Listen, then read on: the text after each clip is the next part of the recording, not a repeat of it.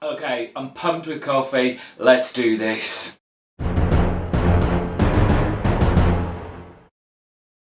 Hi everybody, it's me, GhostCritic. It's a Friday, so it's my thoughts, opinions and reviews on comic books this week.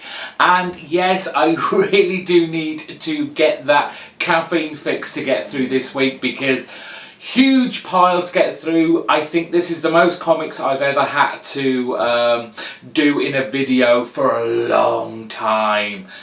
So let's get on with it. Okay, Batman Eternal issue 26, and oh my god, this is a mess.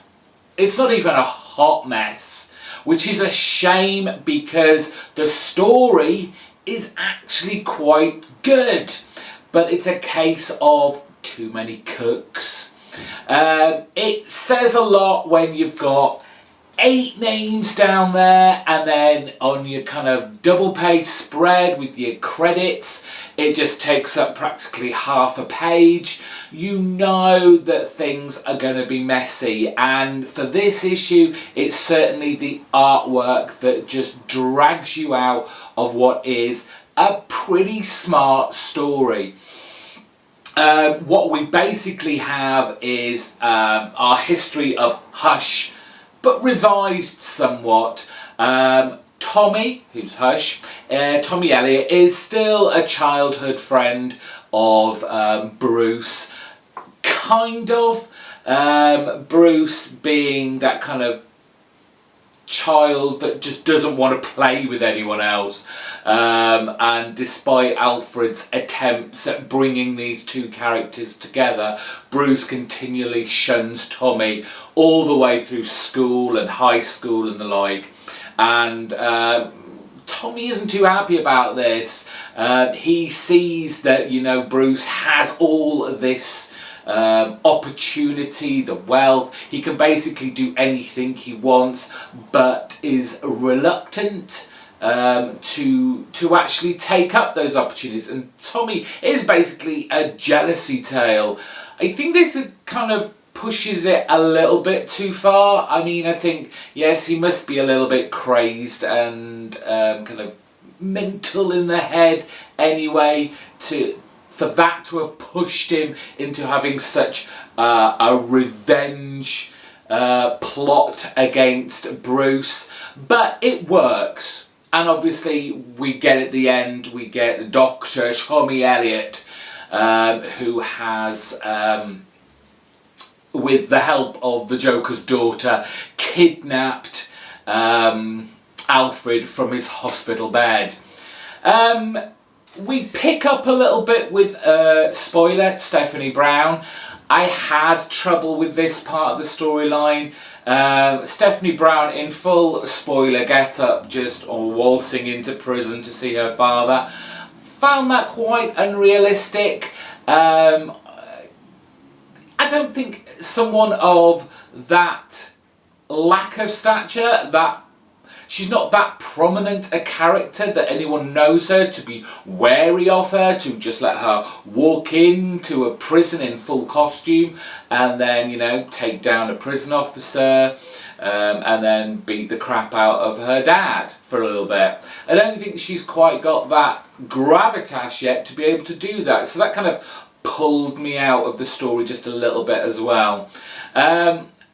It's the curse of a weekly comic book, and given that we're coming into kind of the midway point for Batman Eternal, it's like they're putting on the kind of lesser known or popular artists in the middle bit, because they know everyone's got all excited. They dragged everyone in already with your big names, your big artists, and the kind of the big plot lines that have like drawn you in.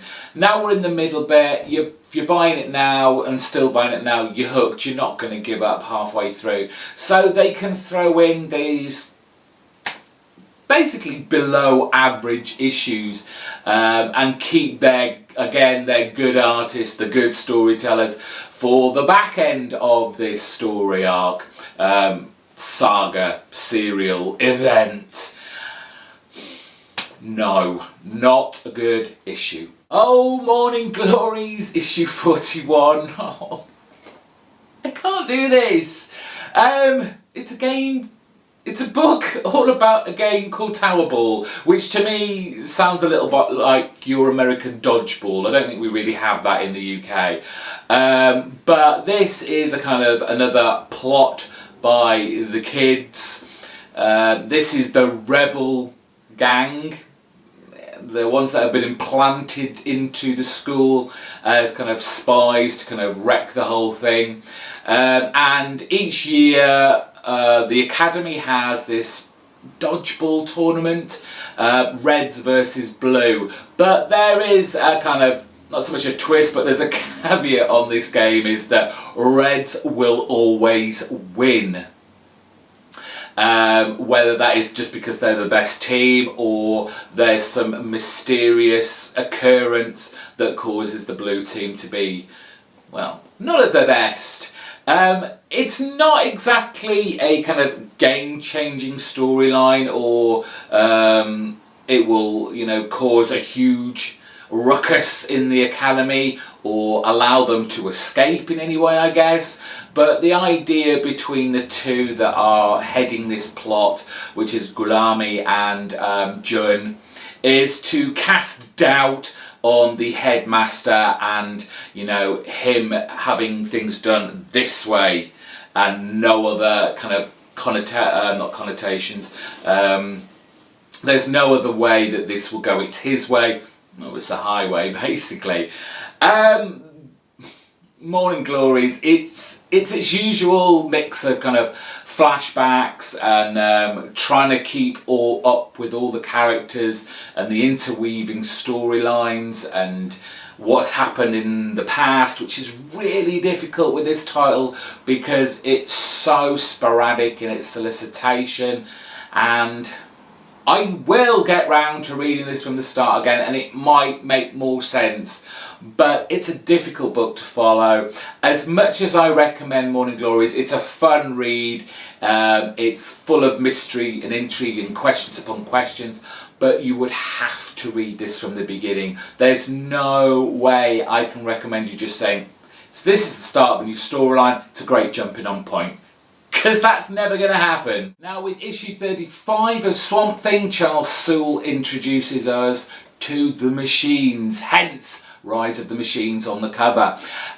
We are introduced to, I guess, the spokesperson, not necessarily the avatar of the Machines, a character called Calculus, and he has an offer, a deal to put towards Swamp Thing.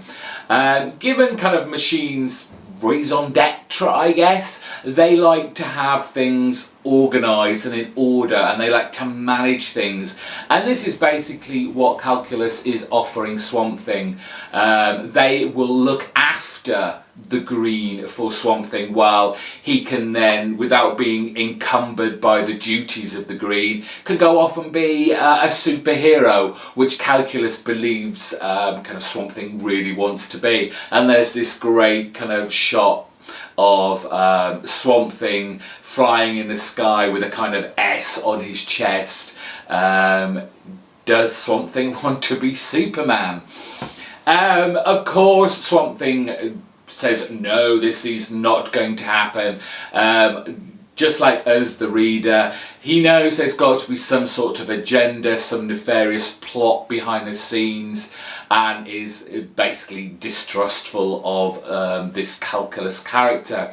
And he goes off to speak to, forget his name now, the guy he's given custody, I guess, of the Green to be part of his parliament, to ask about this new set of Avatar. And it's good that Soule does kind of address this idea of new avatars appearing, because we've already seen the fungus and there's been bacteria, and we get a kind of history lesson about what has happened to these past avatars that have turned up. And you know, there's probably been more than we think, only the green tend to put them down before they become fully fledged. And this is what our green advises Swamp Thing to do, is to quickly put an end to this new avatar of the machines before it gets too big, too unmanageable, and basically a threat to the green. So Something's ultimately left with a decision to be made, whether to destroy the machines or to, I don't know, come to some agreement. I'm really going to be disappointed to see Charles Soule go on here. It's a strange book because he's given, even though something's been reintroduced back into the DC universe, Charles Soule has managed to keep that element of the Vertigo-ness about it, but within our main universe, and I think he's been very clever in doing that. Great, enjoyable book. It will be sad to see Charles Soule go. Like I said on Wednesday, I don't know who the new creative team is, but I hope they keep this title strong, because there's not many of these kind of offshoot, kind of darker, edgier books within the DC universe at the moment. And we return after its hiatus to Alex and Ada issue 9, and this is basically Ada's first day trying to make it on her own in the world, so to speak. Really doesn't go very well. No. She meets up with her kind of fellow sentient artificial intelligent people, I guess we'll call them, Zelda and Sue, who are giving Ada a new identity so she can cross the border into Mexico and hopefully live a normal life. But no, nothing is going to go very smoothly. Maybe they shouldn't have decided to have a little explore of DC and all its sites, because as we see through the scenes with Alex, who at the moment is feeling incredibly guilty about his decision and his kind of pushing back of Ada and what was them coming closer together in a relationship, he's getting all these news stories regarding the Operation Avalanche, which is kind of putting a stop to this this not plot, but this scenario of people giving their robots sentience so they can live as normally and freely as normal humans would. So tensions are high, there's a backlash against the robots, the artificial intelligence, but there are also people who are pro the sentient nature of our artificial intelligence, and kind of Zelda, Sue and Ada get kind of caught up in a protest which reveals their true nature, and they are on the run. Unfortunately, Ada's not really covered herself very well for this day out, I guess, and her batteries are running low, so who now is she going to look to, now she's on the run, to help her out? Another solid issue by Luna and Vaughn here. Things are mounting up, this is all coming to a head. Whether this is coming to a head for the end of the series, I don't know, but great stuff by the two of them. Hentai number 12, and there are all sorts of kind of crafty, double-crossing and surprise turn of events going on in here. At the moment we have all our characters kind of split off in different kind of areas of our Hentai universe, but gradually, slowly, Edgington is bringing them all back together. They're all converging on this one place of Los Angeles, which in our post-apocalyptic universe here is called the White City. there's just so much good stuff going on now in Hinterkind. You know, with the centaurs, the vampires, this kind of elven city race. There is a war coming. It's just whose side is going to be on who. I say this every week. This second story arc has surprised me so much at how good and creative and progressive Edgington has taken this title to make me as a reader from the first arc go, well, I'm actually on the fence about this title. I don't actually think it's all that great, to now thinking, I'm not going to drop this. It's bloody good stuff. Guardians 3000 issue 1, and you know what? I had a lot of fun with this. Space, time travel, secret galactic councils, war with the Badoon. This is basically Groundhog Day in space. And everything is all kind of suitably comic book style, what I call comic book style. It's all very over the top, very kinetic, very action packed, very colourful, very in your face. And I just really enjoyed it. There's a little kind of dollop of mystery in there. We've got all our main characters set up, or do we? Plus we throw in this poor young girl who is meant to be the secret, the key, the centre of whatever is going on in this book.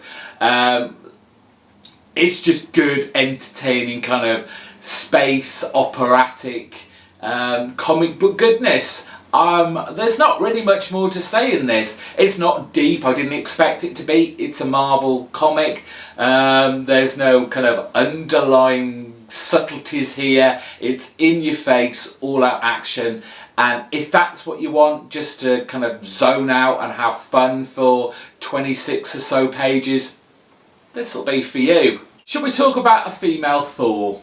Well, I'd love to, but really, she doesn't turn up to the last page, which I kind of guessed was probably going to happen. We weren't going to see a lot of female Thor right at the start of this issue. But, however, I pretty much got exactly what I asked for in Wednesday's video. And that was, as a new reader, not necessarily a new reader to Thor, because I've kind of dipped in and out through my collecting of comics over the years, but I've been away for a while, and even without the kind of front page blurb that kind of tells you what's happened in the past, even if that hadn't been there, this issue would have explained it all well. And Jason Aaron does a great job in drawing in new readers that may not be familiar with the Thor universe. But I picked it all up. I got why Thor had lost the hammer, had lost his worthiness. I didn't have to read Original Sin, which I'm guessing this came out of, to know that Nick Fury, who'd killed the Watcher, taken all the secrets that the Watcher knew, whispered something in Thor's ear, which obviously had such an impact and was such a sin that suddenly he is now unworthy of the hammer.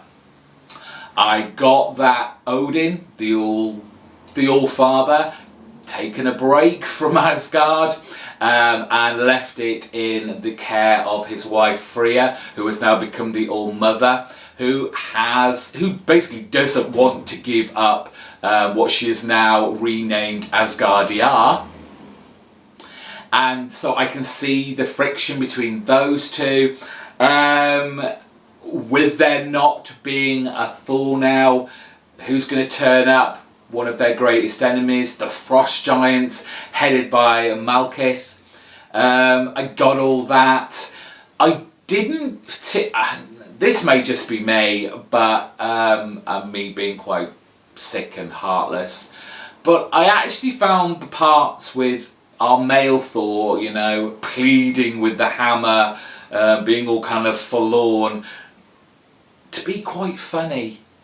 if that was meant to have some sort of emotional content to it, it didn't work. It really looked lame. I didn't feel for Thor at all there. I just thought, you silly man, get up off your feet. You may not have the hammer, but you are still a god. I'm presuming you still have a certain amount of powers. And there is this fantastic scenes with Malekith and Thor in battle. Thor astride his goat, wielding now a huge axe. And then, did Marvel just pull an Aquaman on us? Thor loses a hand. And I'm like, no. Oh no. Is he going to grow a hammer now out of his hand? Oh, I don't know, I'm being silly. I did actually enjoy this. I'm excited to see and find out who this female Thor is. You kind of get the idea that you might know who it is halfway through, but at the same time, I want to know, does this hammer have kind of youth-enhancing powers? I don't think it is who it kind of subtly is pushed that you may think it is. I hope it isn't anyway. But great stuff for a first issue. Has me hooked in. I'm going to be trying out issue 2. Now, there are some comics that I know how YouTubers are going to react to them, the people within our comic book community. And then there are those issues that I think, I'm not quite sure whether they're going to like it or they're going to hate it. And trying to preempt their thoughts about a certain issue. This next book I kind of struggled with. And I might be in the minority here if I'm right. I'm talking Batman Detective issue 35. Alright, Buccellotto and Manapul taking a break for 2 issues, and we have new creative team, Percy and Leon, and their style is distinctly different to what has just come. It feels very much like Batman has gone to Image. It's a very indie feeling book. And guess what? I really enjoyed this. Now, I'm not saying the story is the most original. What we basically have is a plane crashing into a Gotham airport terminal. All the passengers inside of the aeroplane are dead, and by Batman going into the aeroplane, by, you know, tugging off a door, he has released a disease, a bioweapon by bioterrorist Magnus Magnuson, which has the potential to kill thousands of people in the surrounding area. This very much reminded me of the first episode of Fringe, and more recently The Strain, but there was just something about this that I really enjoyed. It kind of reminded me of pre-52 title Legends of the Dark Knight, in that, you know, this is a different looking Batman, and I'm talking stylishly, the art style. But this felt very much as well a detective comic story. Batman is going to have to use his kind of brain again rather than his brawn, which is supposedly what detective comics is all about. If you want your action-packed, bright-coloured superheroics, you go to the Batman title. So I had a great time with this. It's a shame that it's only a 2-part story, because obviously this disease, if you don't find out kind of its antidote within 24 hours, then it will just go and Batman will die. We know this is going to happen, which is going to make maybe the end of this story, given that it's only a 2-parter, very rushed. There does seem, again, it's kind of connected to the Batman Eternal event, because it's kind of going on at the same time. You can see that Batman is exhausted. He's already kind of worn down and battered from the events in Batman Eternal. We move on to The Woods issue number 6, and The Woods is kind of doing a Morning Glories in the whole flashback stakes, but I guess at least this time it's all centered on one same event. It's just seen from different parts of that one night, from different people's perspectives, which makes it easier for the reader to keep up with everything. This issue, as we can see on the cover, is very much a Calder issue, and his kind of backstory, what makes him the character he is within the pages, and our present day version of him. So while Adrian and Karen are arguing about how they're going to catch up with their friends who have been kidnapped by our kind of Lord of the Ring-esque characters, medieval outfitted guys, Calder goes off to find his own way to catch up. And it's in this issue that the Woods, you know, the title of this book, start coming into their own, because it does look as though the Woods are an entity, a character of their own. There are some rather creepy, scary looking trees about to do some serious damage. And when it's like, you know, from, I think it was from the last issue, we had those kind of green, huge, hulking bear, tiger kind of animals. If they're frightened of what's going on around in the woods, then you know the shit is going to hit the fan. Great stuff again. Really enjoying Michael Dialis' art on this. Just go out and pick Boom Studios issue of The Woods out, number 6. It's good stuff. Penultimate book of the week. We're getting to the end, I promise. It's issue 2 of The Fade Out, the new crime noir from Brubaker and Phillips, and this is very much a whodunit, and it's in issue 2 that kind of Brubaker introduces us to so many suspects.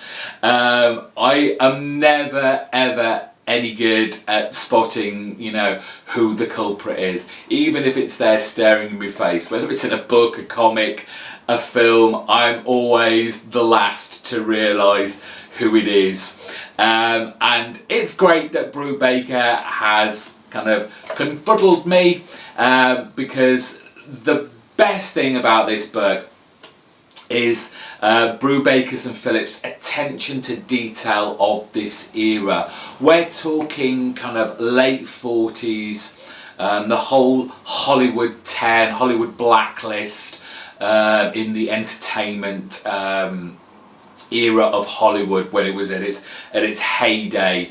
The idea that if your political beliefs and ideas and ideology was against, you know, the good old American way, you were not going to get work, especially in the entertainment business. And this is what a lot of this story is about. Charlie trying to, and his relationship with Gil, who is one of these blacklisted people from Hollywood. Charlie and Gil have this relationship where Gil still feeds Charlie his stories that he can then get into Hollywood. Charlie kind of a bit of a writer's block, so it's lucky he has Gil to hand, but Gil is a bitter and ugly drunk, basically, and their relationship is very much strained, and you see it so many times in this issue. In the back, you know, with Brubaker always likes to write a little bit about what's gone on in the issue, how he's feeling, everything's going, and he's making us blatantly aware, you know, this isn't like him being subtle about this, but how a lot of people have misread the first issue, where people are saying that, you know, Charlie, after waking up in this kind of murder scene, why he's there. Is it him trying to cover up the murder? We're going to have to go back and read that to catch the subtleties of those scenes, I guess. But it certainly puts the cat amongst the pigeons. I'm not sure whether I should be trusting Charlie as what is basically our narrator of this tale, but it's good stuff. Brubaker & Phillips, done it again. Oh, nostalgia. It's Night World. I'm telling you, everyone should have a little bit of Night World in their life, if only to remind them how fun comics used to be. McGovern and Leandri have once again filled 26 pages of kind of action-packed, humorous, crazy, surreal nightscapes in this kind of homage to the kind of horror comics of Jack Kirby. And oh look, there was Batman in there too. What more can I say about this? How much more praise can I heap on this? If you have even an inkling of kind of like an inkling interest of history of comics, if you have a passing adoration for Jack Kirby, this is a no-brainer. You need to be picking up Night World. I don't know what else to say. Just pick it up. I need to see more of this every month. Wow, we got to the end. Thank God for that. That was a big week of comics for me. I hope you're all still here and watched it to the end. Let me know in the comment section below if you got to the end. If you're new here, hit the subscribe button. You won't miss out on any of my other videos I post in the week. Then give the video a big thumbs up, and in the comment section down below let me know what you thought maybe of my thoughts of the comics. Did you enjoy the change of pace and style of Batman Detective Comics as much as I did? Are you the hugest fan of Night World yet? And if not, why? And hopefully next week I'll have a few less books to talk about. Until next week, have a great weekend. Hope you enjoyed your books this week. Take care.